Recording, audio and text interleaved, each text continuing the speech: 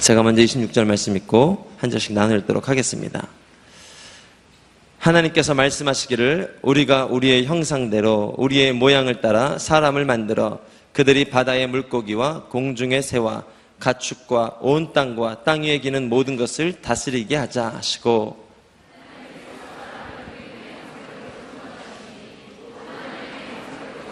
창조하시되 하나님께서 그들을 남자와 여자로 창조하셨습니다.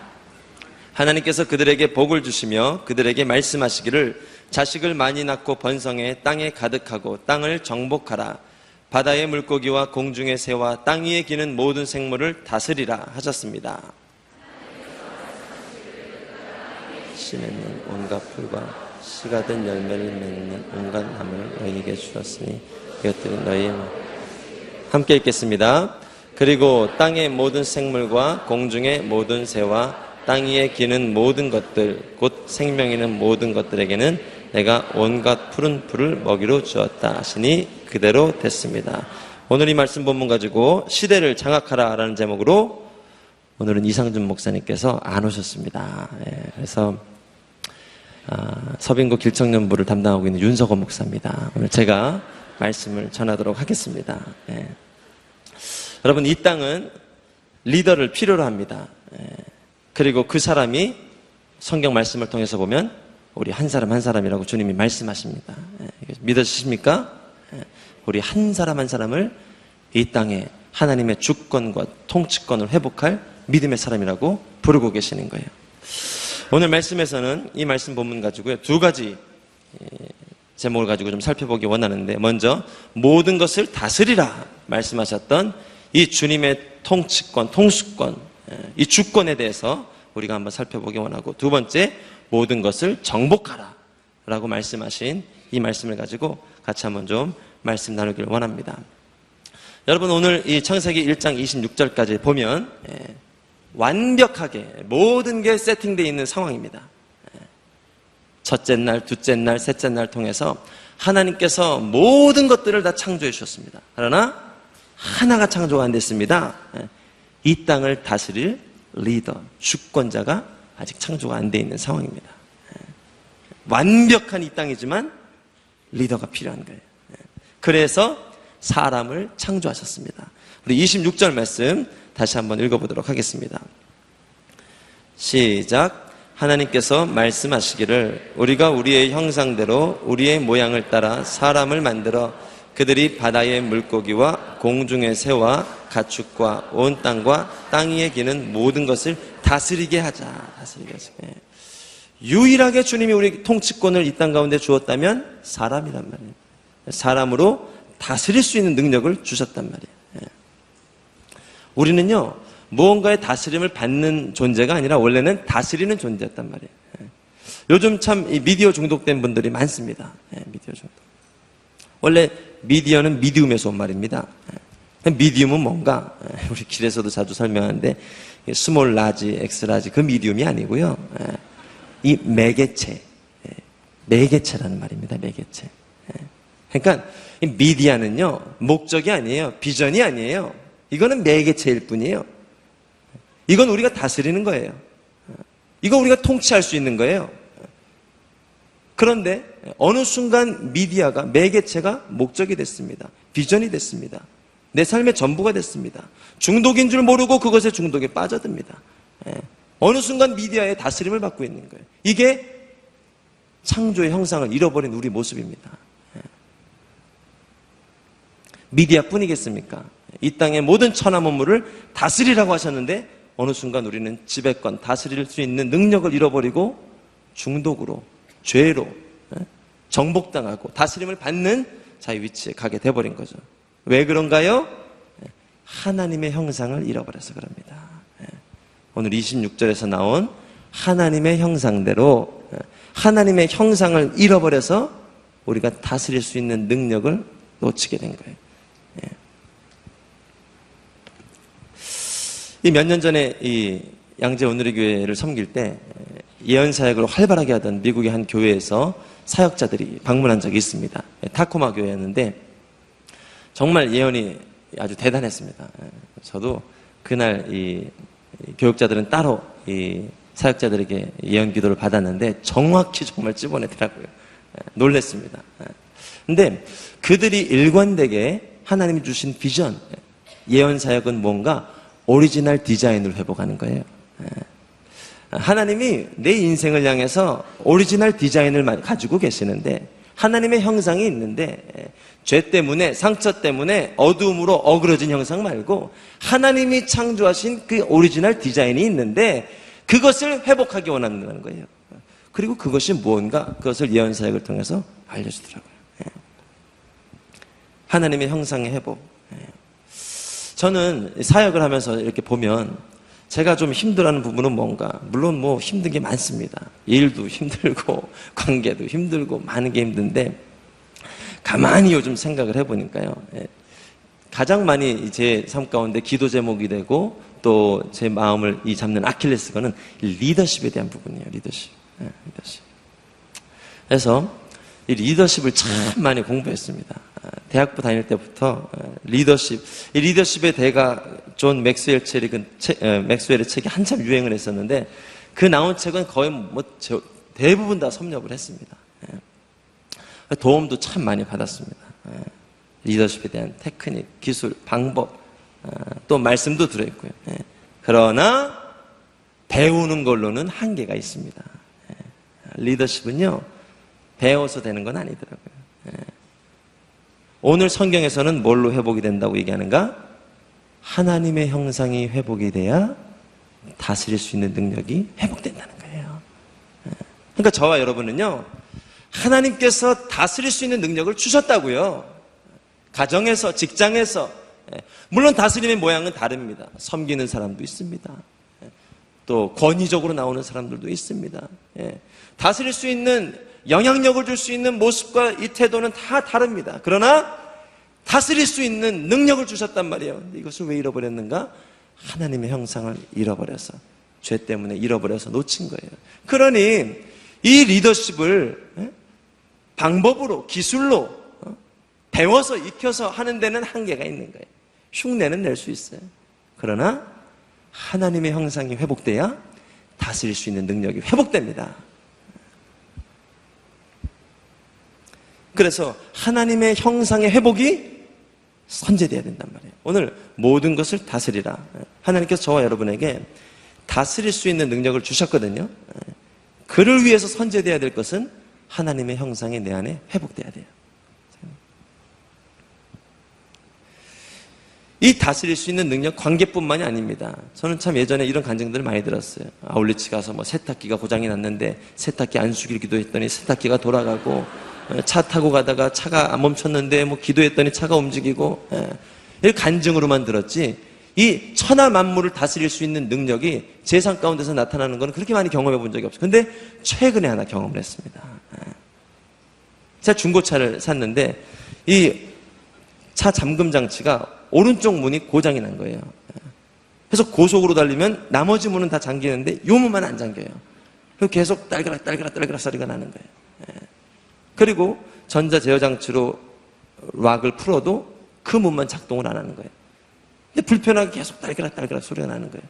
그런데 고속으로 달리다 보면 꼭 이걸 한 번씩 잠가줘야 되는 거예요. 그리고 잠그다가 사람이 타려고 하면은 또 이렇게 해서 열어줘야 되는 거예요. 불편하죠. 그런데 하나님이요, 요번에 제가 길공동체를 담당하고 있는데 한성대학교로 한 달 전부터 개척을 나갔거든요. 주일 오후 2시에 한성대학교에서 예배를 드리고 있는데, 개척 준비하면서 평소에 안 하던 기도를 좀 많이 했습니다. 했더니 하나님이 제 차를 치유해 주셨어요. 그 문 하나 바꾸기 위해서 비용이 꽤 많이 들더라고요. 그래서 그냥 불편하게 다니자 했는데 어느 순간요, 할렐루야, 어느 순간 차가 고쳐졌습니다.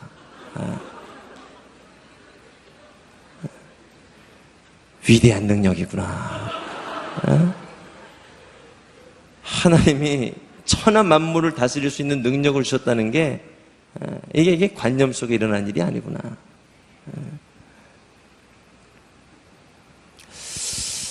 하나님께서 우리에게 다스릴 수 있는 능력을 주셨다는 거예요.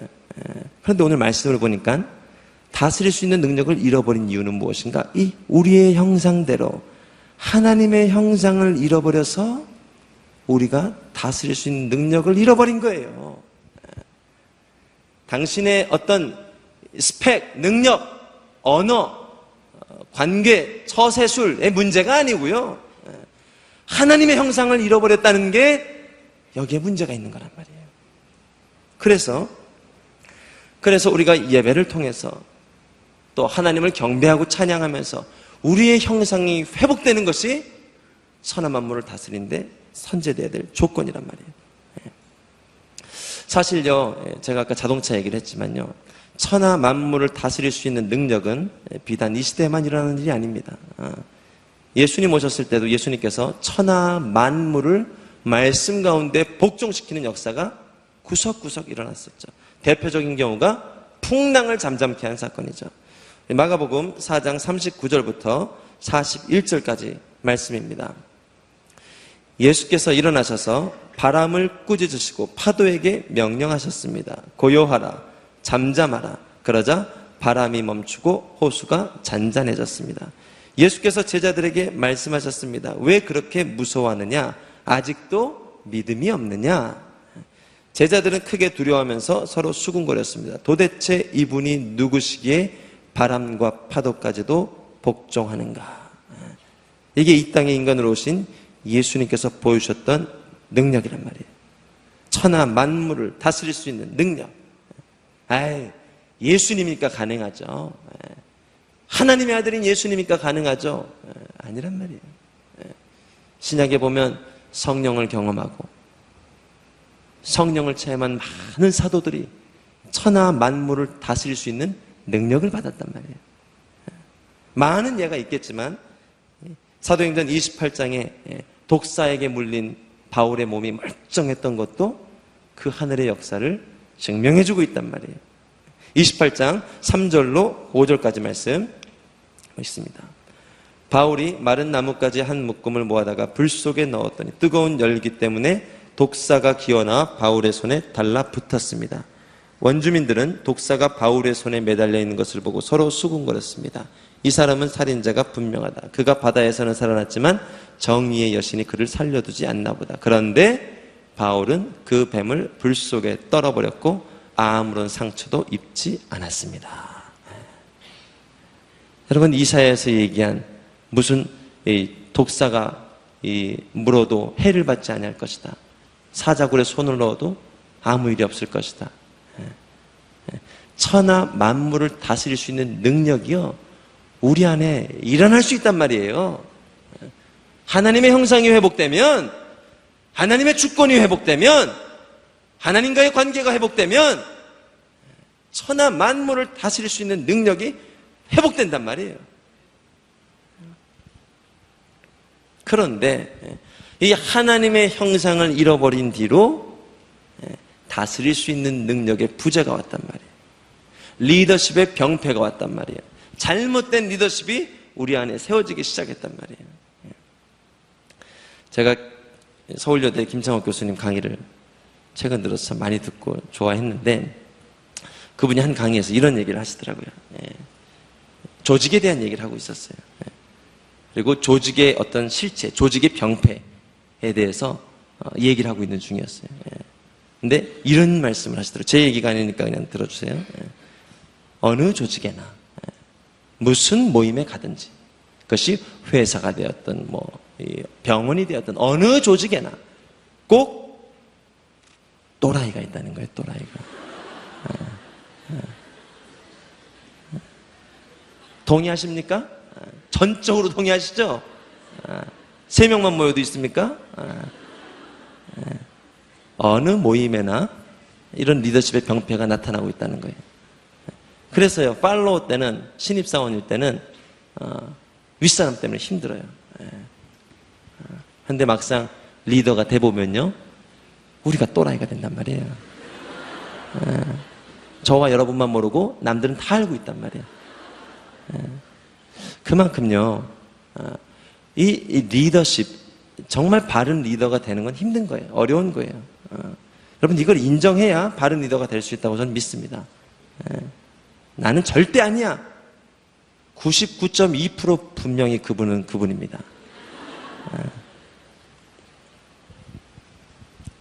근데 왜 이런 리더십의 병폐가 나타나는가? 하나님께서 우리에게 주신 오리지널 디자인은 다스릴 수 있는 능력, 건강한 영적 권위를 주셨는데 왜 이런 병폐가 일어날까요? 왜 우리 사회, 우리 조직에는 이러한 모습들이 일어날까요? 왜 그렇죠? 성경은 말하죠. 불순종 때문이라고. 하나님의 권위에 순종하지 않았던, 하나님의 말씀에 순종하지 않았던 우리의 불순종 때문에 이러한 역사가 나타났다고 얘기하고 있는 거예요. 선악과를 따먹었던 불순종, 하나님의 권위를 인정하지 않았던 불순종, 하나님보다 높아지려고 했던 교만, 그것이요 결국 이러한 리더십의 병폐를 가져왔다는 거예요. 여러분, 누군가는 얘기합니다. 왜 선악과를 만드셨냐고요. 저는 그 생각 자체가 이미 죄라고 생각을 해요. 여러분, 선악과가 없으면 하나님하고 나하고 다를 게 뭡니까? 선악과가 없으면 하나님과 내가 다를 게 뭐예요? 선악과가 없으면 좋겠다 이 말은요, 하나님도 안 계셨으면 좋겠다는 거예요. 하나님이 내게 모든 걸 다스릴 능력을 주셨어요. 그리고 한 분 하나님만 복종하라고 했단 말이에요. 근데 이분마저 없었으면 좋겠는 거예요. 그게 바로 선악과가 없었으면 하는 마음이에요. 마음에 선악과가 있어야죠. 동산 중앙에 예수 그리스도가 있어야죠. 마음 중앙에 하나님이 계셔야죠. 근데 이것도 없으면 좋겠다는 거예요. 이분도 내 위에 있는 게 불편하다는 거예요. 이분의 권위도 인정하기 싫다는 거예요. 그리고 더 높은 곳으로 가려고 선악과를 따먹은 거 아니에요. 불순종해서, 권위에 대해 인정하지 않는 거에서 결국 다스릴 수 있는 능력을 잃어버리고 죄가 들어오고, 오늘 우리가 경험하고 있는 이 리더십의 병폐를 경험하고 있는 거란 말이에요. 그러니요, 사실은 그 사람 문제가 아니라, 그 잘못된 리더의 문제가 아니라, 물론 잘못된 리더의 문제도 좀 있겠죠. 그러나 잘못된 리더의 문제가 아니라 성경적으로 해석을 해보면 순종하지 못하는 내가 문제란 말이에요. 아니, 더 엄밀히 얘기하면 순종할 능력이 없는 내가 문제란 말이에요. 부모님이 잘못된 게 아니라, 부모님의 잔소리가 잘못된 게 아니라, 부모님의 잔소리를 순종할 능력이 없는 내가 문제란 말이에요. 이게 성경이 말하는 죄, 불순종입니다. 그러니 여러분, 이 부분이 회복이 돼야 되는 거예요. 이 영적 질서가 회복이 돼야 되는 거예요. 그래서 예배가 중요한 겁니다. 예배를 통해서 하나님의 하나님 되심이 내 안에 분명하게 새겨지고 나의 피조물됨이 분명하게 자리매김하는 거예요. 기도도 할 수 있어요. 목청 높여서 나의 간구를 올려드릴 수도 있어요. 그러나 예배의 자리에서 분명한 것은 하나님은 하나님이시고 나는 순종하고 엎드려야 될 피조물이란 말이에요. 그래서 이 예배를 통해서 순종과 권위의 문제가 정리되어야 우리 안에 비로소 다스릴 수 있는 능력이 회복된단 말이에요.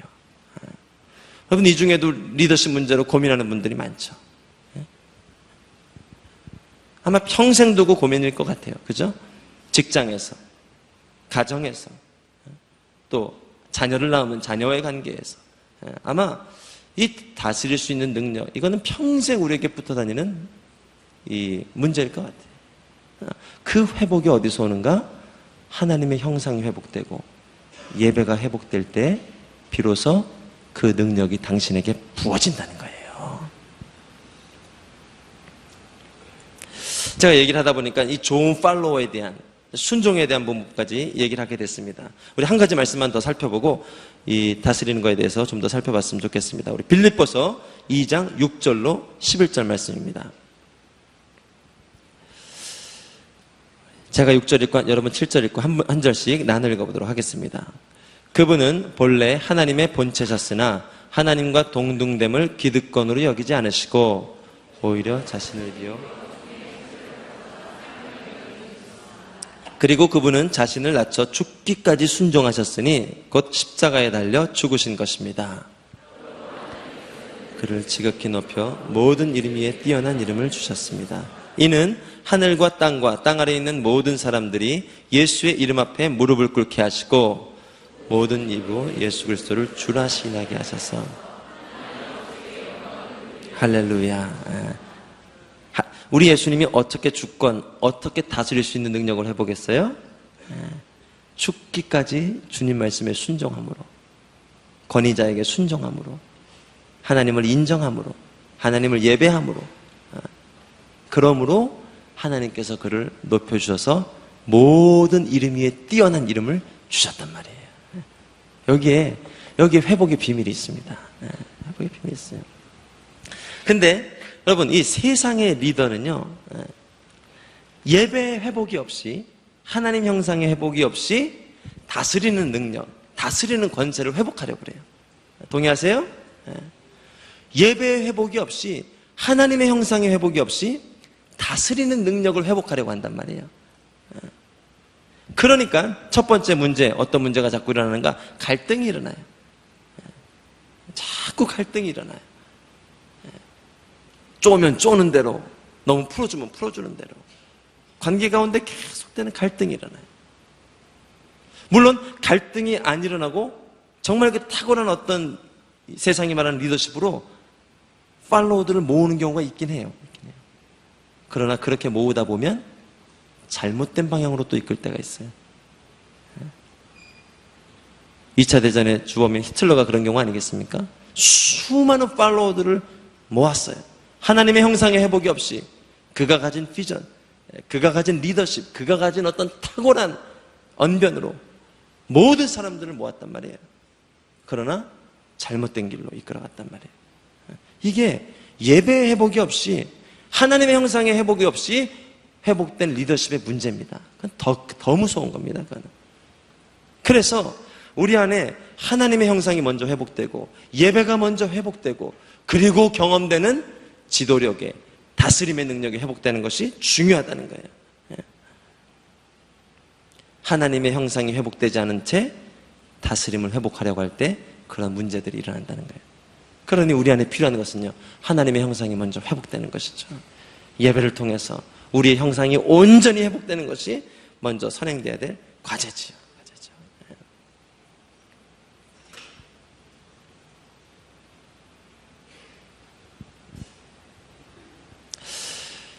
이 에덴 동산에서의 타락 이후 회복된 다스림의 능력은요, 창세기 12장에 보면 아브라함을 통해서 다시금 하나님이 일으키고 있는 것을 우리가 볼 수 있습니다.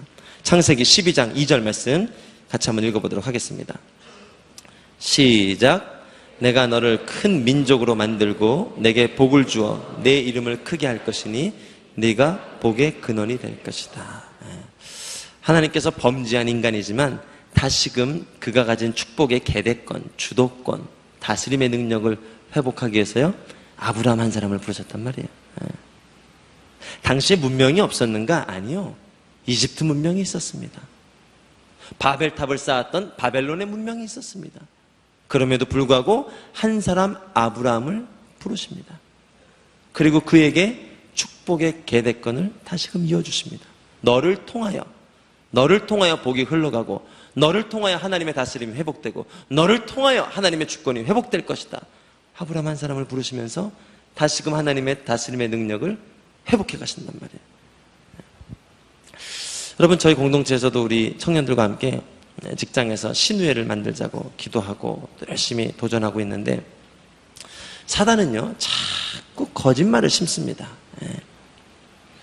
일개 말단 직원인 네가 뭘 할 수 있겠니? 아무것도 아닌 네가 뭘 할 수 있겠니? 그나마 직장에서 좀 유능하다는 소리 좀 들으면 괜찮습니다. 그러나 직장에서도 인정받지 못하고 있는 내 모습을 볼 때, 야, 그런 네가 무슨 영향력을 줄 수 있겠니? 네 앞가름 하나 제대로 못하는 것 같은데 네가 무슨 영향력을 줄 수 있겠니? 너 혼자 그냥 서바이벌하면 그걸로 다행이지. 사단이 주는 속삭임이에요. 하나님은요, 주권, 다스림의 능력을 누구를 통해서 회복하는가? 주님을 믿는 예배자를 통해서 회복한단 말이에요. 하나님을 바라고 구하는 한 사람을 통해서 회복한단 말이에요. 하나님이 만약에 그 기업에 소망을 둔다면 누구에게 소망을 두겠어요? 하나님이 그 국가에 소망을 둔다면 누구에게 소망을 두겠냐고요? 주를 바라고 주를 믿고 하나님의 형상이 회복되어지는 그 사람을 통해서 하나님은 일하신단 말이에요. 왜요? 다스릴 수 있는 능력은 하나님의 형상이 회복될 때 일어날 수 있기 때문에 그런 거예요.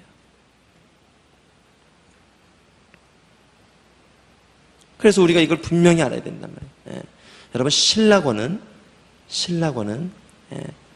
우리의 어떤 언어, 우리의 상처, 우리의 어떤 부족한 모습, 연약한 모습 때문에 다스림의 능력을 잃어버린 게 아니란 말이에요. 신라권이 온 게 아니란 말이에요.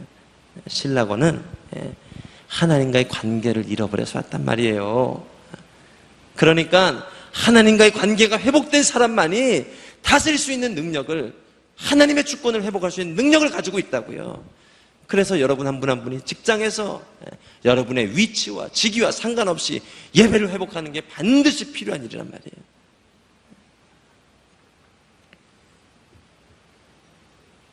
그렇게 예배할 때 우리의 형상이, 우리의 주도권이, 하나님의 다스림이 회복된단 말이에요. 이 사람의 심리검사를 자주 하지 않습니까? MBTI도 하고 디스크도 하고 검사를 하는데, 저는 이 디스크 검사가 참 잘 맞았던 것 같아요. 근데 이 결혼 후 한 3년쯤 됐을 때 이 디스크 검사를 해봤더니 이게 이제 주도형, 관계형, 또 평화 유지형, 사교형 뭐 이렇게 나오지 않습니까? 그 중에 저는 이 현상 유지, 평화주의자로 나왔고요. 그 다음에 좀 하여튼 사교형하고 주도적인 성향은 거의 나오질 않았어요. 아마 결혼하면서 이렇게 좀 많이 겸손해지고 했던 것 같아요. 주도적인 점수가 거의 안 나왔어요. 남들이 하는 대로 그냥 가고 숟가락 하나 이렇게 얹어놓고 하는 게 제가 이제 성향인데, 요번에 개척을 준비하면서 대청 교육자들이 함께 디스크 검사를 해봤습니다. 근데 제가 한 중간까지 정도 하다가 놀래가지고 더 이상 못했습니다. 점수가 다 주도형으로 나오는 거예요, 이게. 주도적인 성향으로. 그래서 제가 검사를 주관하신 분한테 물어봤습니다. 이게 성향이 바뀔 수도 있습니까? 안 바뀐대요. 그러면 제가 몇 년 전에 이렇게 나왔는데 왜 이렇게 바뀐 겁니까? 모르겠대요. 그러니까 제가 정체성이 더 혼란스럽더라고요. 이게 분석을 했는데 해석이 안 되니까 이게 더 어려워지는 거예요. 근데 제가 그때 그 성향과 이런 것들을 묵상하면서 하나님이 제게 주신 마음은 뭔가 기질의 문제라기보다는요, 내 기질 안에 나타나는 역기능이 문제예요. 역기능. 그거를 수정해야 되거든요. 기질에 숨겨져 있는 역기능을 회복해야 돼요. 역기능. 잘못된 기능이 있어요. 그거를 잡아내고 회복하는 게 중요한 거더라고요.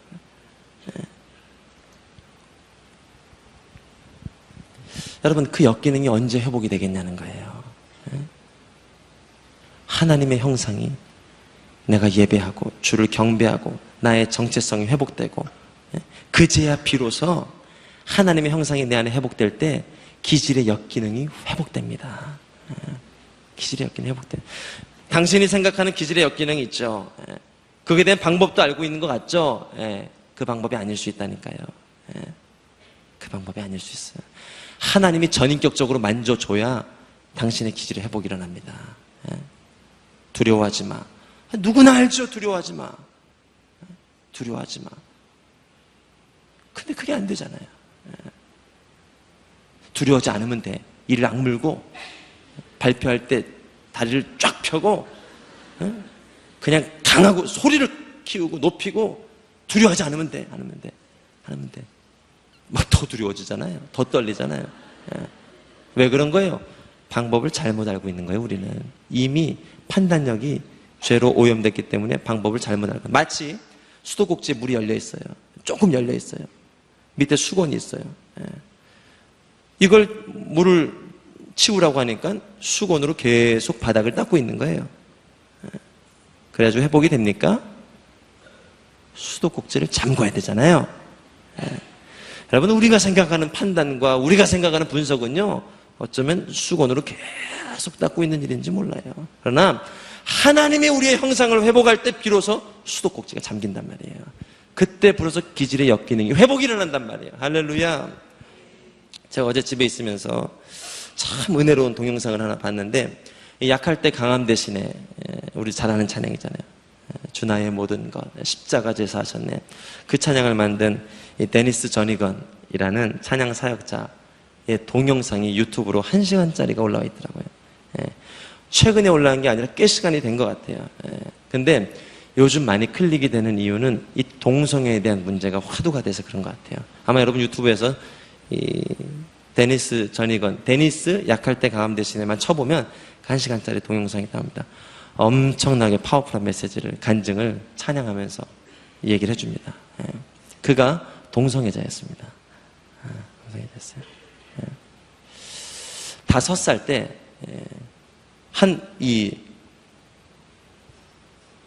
그 공중 화장실에 들어갔다가 어떤 성인이 와가지고 성적 노출을 해버린 거예요. 그 아이 앞에서.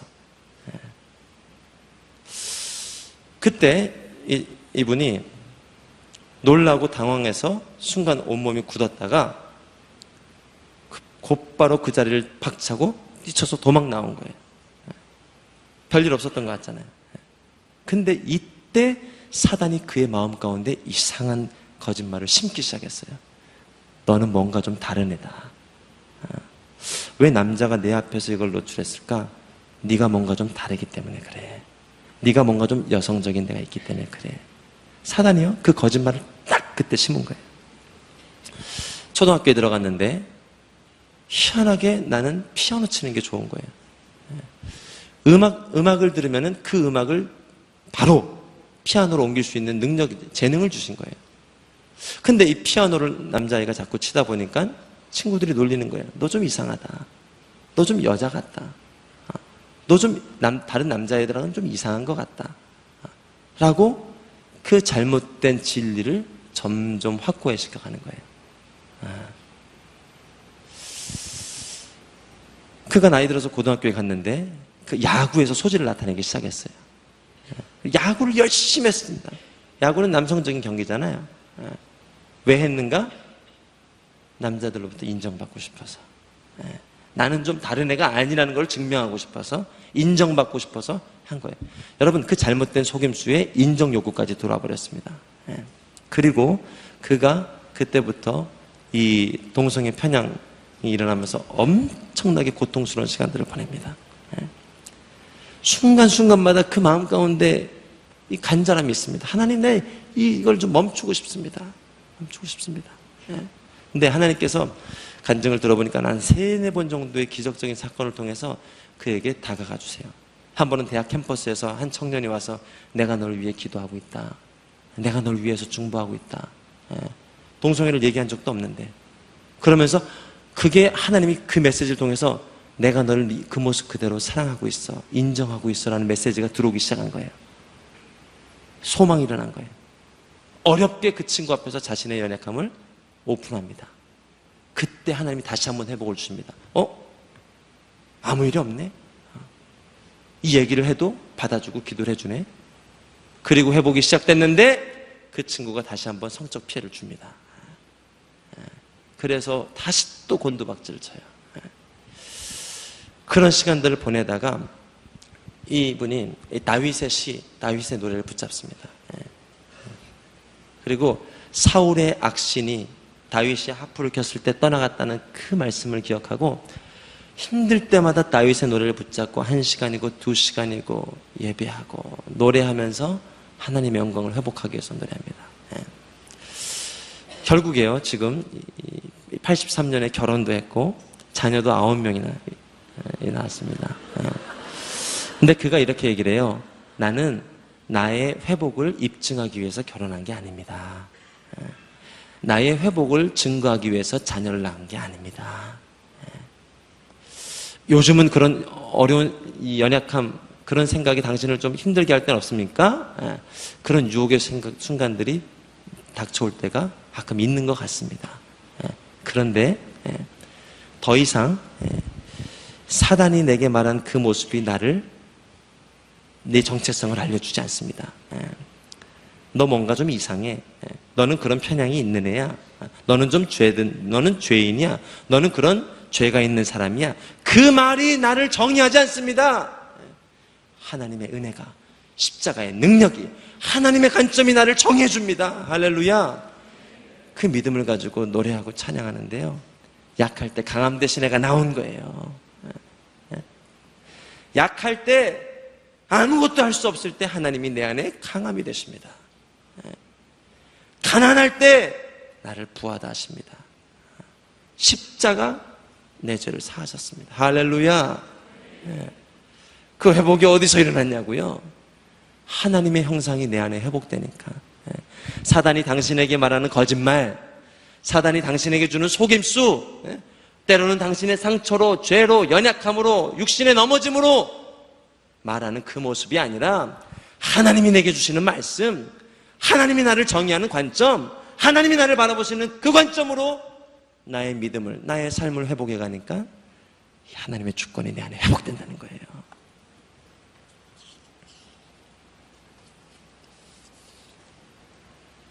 결론, 나의 약함이 나를 결정하는 것이 아니다. 나의 정체성은 주님의 말씀, 하나님의 말씀이 나를 결정하는 거예요.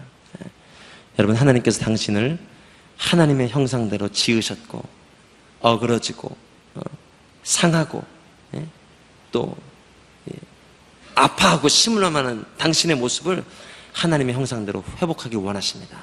아니, 이미 십자가에서 온전히 그 길을 열어두셨습니다. 그 말씀으로 내 안에 무너진 영성을 회복하고 예배를 회복할 때, 여러분, 이 다스림의 능력이 회복된다는 거예요. 우리는 모든 사람이 리더십이란 얘기예요. 하나님이 여러분 아니면 누굴 통해서 회복하겠냐는 거예요. 믿지 않는 가정, 믿지 않는 직장, 믿지 않는 열방, 누구를 통해서 회복하겠냐는 거예요. 믿음의 사람을 통해서 회복해야 되는데, 그것이 당신의 형상의 회복을 통해서 일어난다는 거예요. 그 다스릴 수 있는 능력이 여러분 삶 가운데 회복되길 축복합니다. 건강한 리더십이 회복돼야 돼요. 자, 두 번째, 오늘 창세기 말씀에서 주시는 두 번째 말씀은 땅을 정복하라라는 말씀입니다. 우리 창세기 1장 28절 말씀 같이 한번 읽어보도록 하겠습니다. 28절 시작.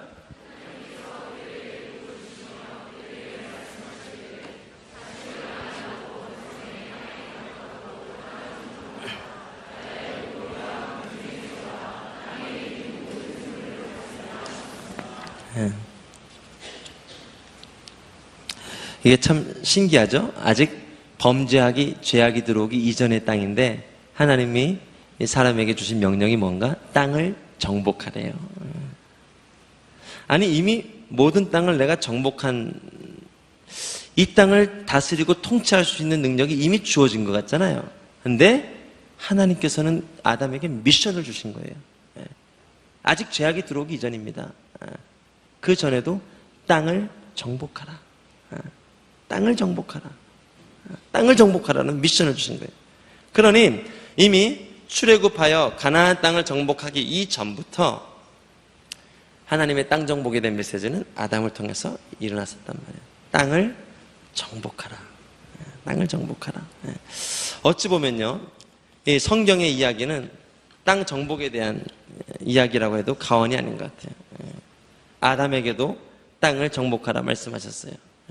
아브라함에게도 네가 머물고 있는 본토 친척 아비집을 떠나서 그 땅으로 나아가라고 하셨어요. 이스라엘에게도 애굽을 떠나서 가나안 땅을 정복하라고 하셨어요. 사도 바울에게는 그 땅에 머물지 말고 열방과 땅 끝으로 나아가서 땅을 정복하라고 그랬어요. 우리에게도 마태복음 28장 통해서 땅 끝까지 말씀을 들고 정복하라고 그랬어요. 어찌 보면요, 이 성경의 이야기는 정복 이야기입니다. 땅 정복에 대한 이야기입니다. 그리고 마지막에는 천국을 침노하는 자가 돼야 되지 않겠습니까? 이번에 또 저희가 7월에 이제 아울리츠를 시작하는데, 이번 아울리츠 주제는 Heal the World입니다. Heal the World. Heal the World. 마이클 잭슨 노래로 Heal the World를 불렀지만 저희는 믿음과 복음으로 세상을 치유하기 위해서 나가는 거예요. 여러분, 지금도 이 위대한 역사들이 일어나고 있다는 걸 믿으시죠? 저희 오늘의 교회 대학 청년부를 통해서도 FA 선교사를 통해서 동남아시아와 중동 지역에 지금 두 팀이 나가서 하나님의 말씀으로 그 땅을 정복하고 있잖아요. 특별히 중동에 있는 그 지역에서는요, 지금 반정부 시위와 어려움으로 여러 가지 정말 위기와 어려움이 있긴 하지만, 그러나 그럼에도 불구하고 하나님의 사람들이 그 땅에 가서 믿음으로 정복하고 있잖아요. 이 여름에도 해외 49개국으로 또 국내 80여 개 팀이 국내로 열방과 땅끝으로 이 말씀 들고 정복 전쟁을 나가잖아요. 지난주에도 저희 공동체에서도 이 거지 전도여행을 한 그룹이 다녀왔습니다. 너무 감사한 것은 한 팀이 간 지역에 그날 처음으로 발 마사지를 시작하려는 교회였어요.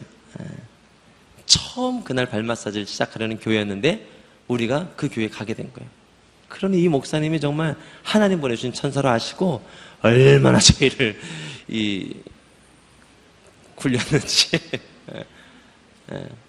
근데 더 신기한 건요, 그 교회에 지난주에도 요셉 청년부가 갔다는 거예요. 그때는 또 마을잔치를 처음 하는 주간이었나 그랬대요.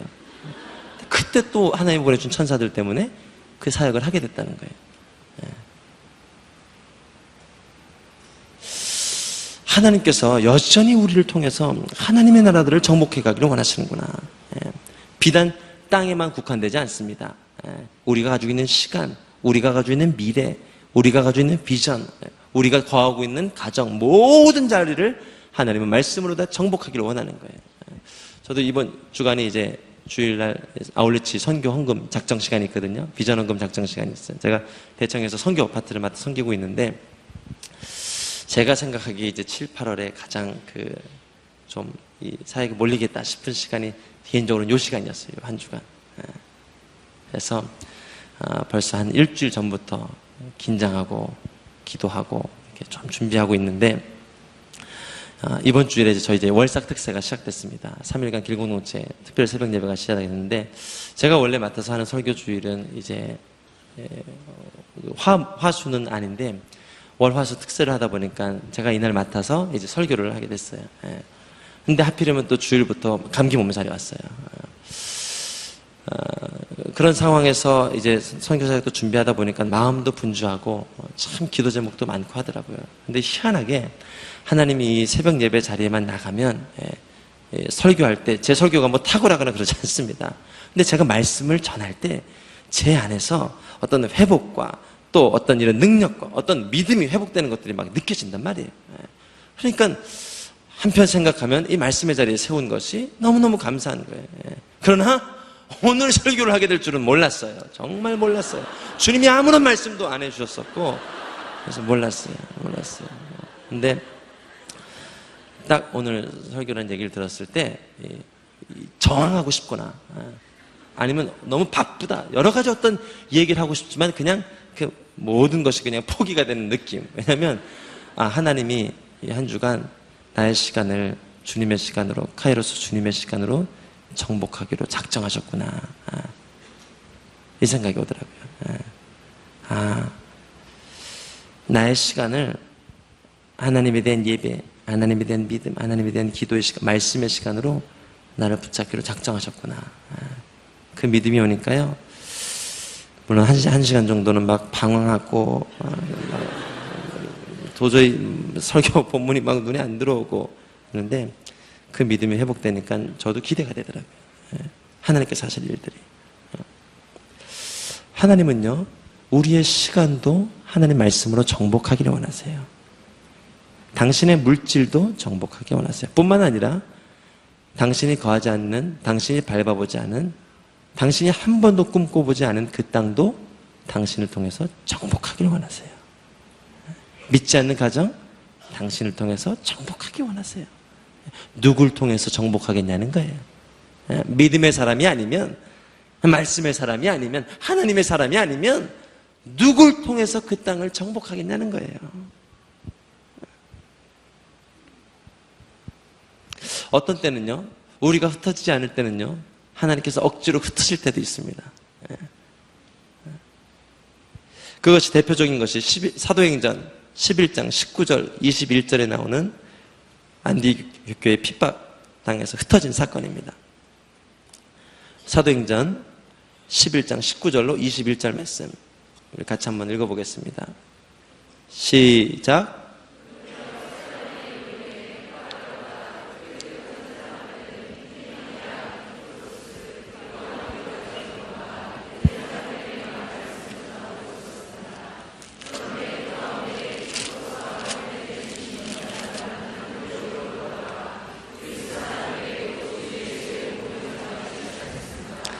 주의 손이 그들과 함께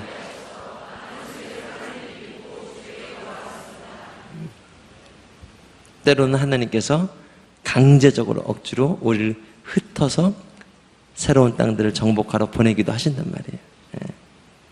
나의 동의가 있어서 가기도 하고 때로는 나의 동의 없이도 하나님이 보내셔서 여러분이 밟는 땅을 정복하게 하신다는 거예요.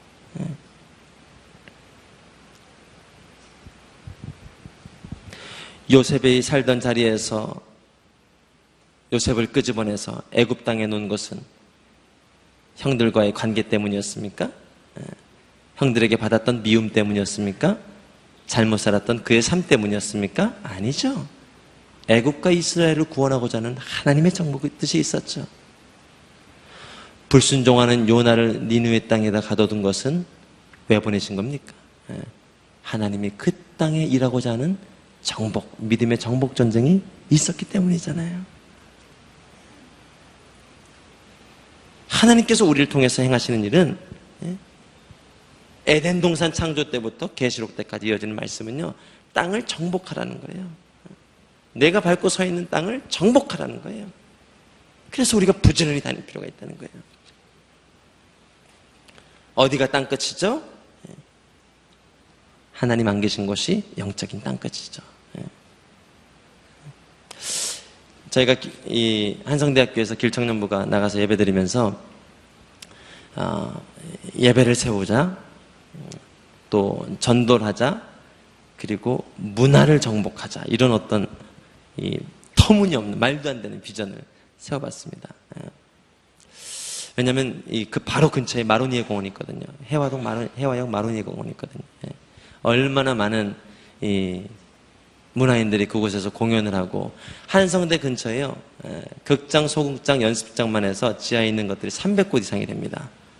그러니 정말 문화의 메카라고 해도 과언이 아닐 것 같아요. 근데 그 땅에서 이제 문화를 정복하자라는 비전을 가지고 기도할 때는 좋았단 말이에요. 하나님 뭔가 하실 것 같았단 말이에요.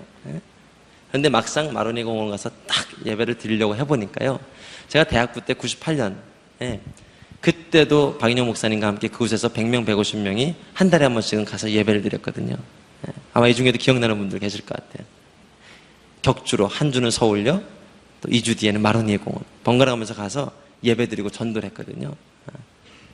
근데 첫날 거기에 딱 가보니까요, 20년 전에 거기서 찬양하고 이 노래하고 기타하고 이렇게 막 욕하면서 멘트하고 하시던 아저씨가 아직도 거기 계시더라고요.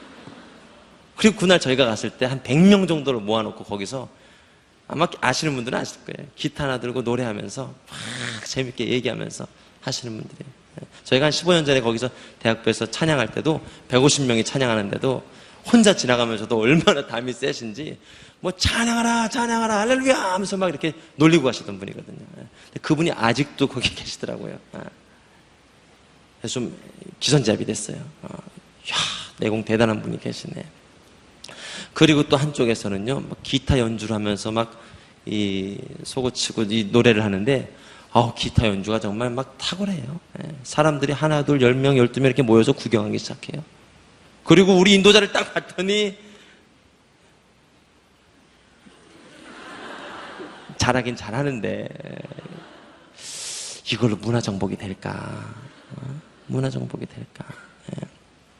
이번 주에 처음으로 이제 저희가 그랜드 오픈을 했는데, 예배 끝나고 방장님들과 또 MC님들과 함께 그곳에 이제 마로니 공원에 노방 찬양하러 나갔습니다. 갔는데 하필이면 또 그 아저씨가 또 계시네요. 아주 그 있는 지역을 좀 피해서, 왠지 제가 방해드리는 것 같아서, 제가 뭐 위축돼서 그런 게 아닙니다. 방해하는 것 같아서 겸손하게 좀 이쪽으로 빠져나왔죠. 그랬더니 또 이쪽에서도 또 연주가 하나가 시작이 되는 거예요. 그래서 어떻게 해야 되나 하고 있는데 저희 청년들이 저보다 그날따라, 평소에는 제가 더 성령 충만한데 그날은 청년들이 막 성령 충만하더라고요. 빨리 찬양하자고, 목사님. 우리가 저 사람들 앞에 가서 1대1로 뭐 찬양하고 막 이렇게 하자고 다들 그러는 거예요. 저는 첫날이고 해서 긴장이 돼가지고, 근데 긴장한 모습을 보이면 청년들이 좀 나타날까봐 약 물고 아무렇지도 않은데 하고 있는데, 이런 제 모습을 깨트려 본 하나님 씨가 목사님 지금 떨고 있죠? 이러더라고요. 맞아, 떨고 있어. 떨고 있어. 그리고 한 곳에서 우리가 예배를 시작했어요. 찬양을 시작했어요. 그리고 노래하고 오늘 기왕에 나온 김에 노방전도까지 해보자 하고 둘둘씩 흩어져서 전도를 했단 말이에요. 그럼 믿어지지 않겠지만 대학부 다닐 때 제가 3년 동안 2주에 한 번씩 서울역 만원예공원으로 매주 노방전도를 다녔단 말이에요. 믿어지세요? 할렐루야. 근데 그날 노방전도를 딱 나가려는데 참 사람이 약하더라고요. 정말 하나님 복음, 하나님 생명, 하나님 은혜 없이는 아무것도 아니더라고요. 더군다나 둘둘씩 흩어져서 전도하는데 저하고 같이 따는 MC가 저랑 똑같이 그랜드 오픈이라 성찬식이라 검은색 양복에 흰색 와이셔츠에 저는 빨간색 넥타이에, 그리고 그 친구는 검은색 서류 가방까지 들고 있었단 말이에요. 누가 봐도 몰몬교란 말이에요. 우리가 몰몬교라고 생각하니 그들은 당연히 몰몬교라고 생각하죠. 그리고 1명, 2명 복음 전하는데 제가 생각해도 힘이 없어요. 힘이 없어요. 남자 2명이 앉아서 담배 피고 있길래 야 전도해보자, 가자. 별 소망이 없이 가는 거예요. 그래서 교회 다니세요? 이렇게 웃으면서. 네? 안 다니는데요? 어떻게 좀 잠깐 시간 좀 내주시겠어요? 네. 아니 시간 없는데요? 아 그래요? 안녕히 계세요. 이렇게. 그리고 한 10m를 이렇게 돌아오는데 얼마나 뒤가 좀 씁쓸하고, 그리고 와서 시간이 다 됐어요. 전도 마칠 시간이. 그래서 오늘은 정탐 전쟁인가 보다, 오늘은 여기까지인가 보다 하고 마무리를 하려는데 하나님이 다시 한번 기도를 같이 한번 기도를 했어요. 아니지, 전도가 하나님의 정복이, 이 땅에 대한 하나님의 정복이 내 믿음, 내 복음, 내 수준으로 이루어지는 것이 아니고 마른 장작과 같은 우리 인생을 통해서 하나님이 역사하시는데 하나님이 오늘도 우리를 통해서 일하시지 않겠나. 하나님이 오늘도 이 귀한 시간 내어서 하나님의 복음을 증거하라 하시는데 하루에도 40명씩이 자살을 한다는데 이 중에도 생명의 메시지를 들을 사람이 있는데 데니스 전이건처럼 누군가가 한 사람 살아야 될 이유를 말해줄 사람이 있을 텐데 하나님이 그걸 위해 날 보내셨는데 누군가 있지 않겠냐. 그리고 기도했어요. 그렇군요. 하나님, 전도라는 것이 내 힘과 내 언어, 내 수준, 내 열정을 의지하니까 이거는 한계가 있군요. 그러나 하나님이 오늘 우리를 보내셨죠. 약할 때 강함 되시죠. 하나님의 하신 일을 저희로 목도하게 해주십시오. 할렐루야. 그때 우리 안에 믿음이 회복이 되더라고요. 기대가 되더라고요. 증인이 되더라고요. 성령이 임하시면 뭐가 되는가? 증인이 되는 거예요. 증인이. 성령이 임하시면 당신의 능력, 당신의 열정, 당신의 이야기를 말하는 인생이 아니라 하나님 행하시는 일이 보이기 시작한단 말이에요. 할렐루야. 증인이 된단 말이에요. 증인이. 하나님이 우리 가운데 믿음을 주시니까 내가 증인이 되는 거예요. 예, 주님, 하나님 행하실 일을 보겠습니다. 오늘도 하나님 행하실 일을 목도하겠습니다. 그리고 나가면서 전도하니까요, 이제는 다른 이 앞에 이 불필요한 언어가 필요 없어요. 바로 하나님의 메시지를 선포하는 거예요. 교회 다니세요. 하나님 당신을 사랑하십니다. 그리고 좀 시간이 된 것 같으면 시간 되세요. 안 된다고 하면은 예수님이 당신을 위해 죽으셨어요. 바로 선포의 메시지가 쭉쭉 나가는 거예요. 할렐루야. 하나님이 하는 전도가 있고 사람이 하는 전도가 있단 말이에요. 하나님이 하는 정복 전쟁이 있고 사람이 하는 정복 전쟁이 있단 말이에요. 우리를 주님이 부르신 정복 전쟁은 뭔가? 하나님이 우리를 통해서 정복하시겠다는 거예요. 당신의 믿지 않는 가정, 직장, 비전의 자리, 불가능의 자리, 할 수 없다 말하는 그 자리에 하나님이 복음으로 그 땅을 정복하겠다는 거예요. 이것이 하나님이 하시는 전쟁이란 말이에요. 오늘 말씀을 마무리할게요. 하나님이 우리 가운데 창세기 1장 26절 30절 말씀을 통해서 주신 것은 뭔가? 먼저 하나님의 형상이 회복돼야 됩니다. 회복된 형상으로 다스릴 수 있는 능력이 회복돼야 됩니다. 다스릴 수 있는 능력이 있어요. 여러분 안에는 없어요. 하나님이 여러분을 통해서 다스릴 수 있는 능력을 주신단 말이에요. 그리고 그걸 통해서 땅끝까지 정복하는 사람이 된단 말이에요. 이것이 저와 여러분에게 주신 하나님의 명령이고 미션이고 능력이고 권능인 줄로 믿습니다. 여러분 삶 가운데 이러한 믿음으로 정말 회복된 영광을 가지고 하나님의 역사를, 하나님의 정복 전쟁을 이뤄나가는 저와 여러분 되기를 축복합니다. 우리 함께 기도하며 나가겠습니다.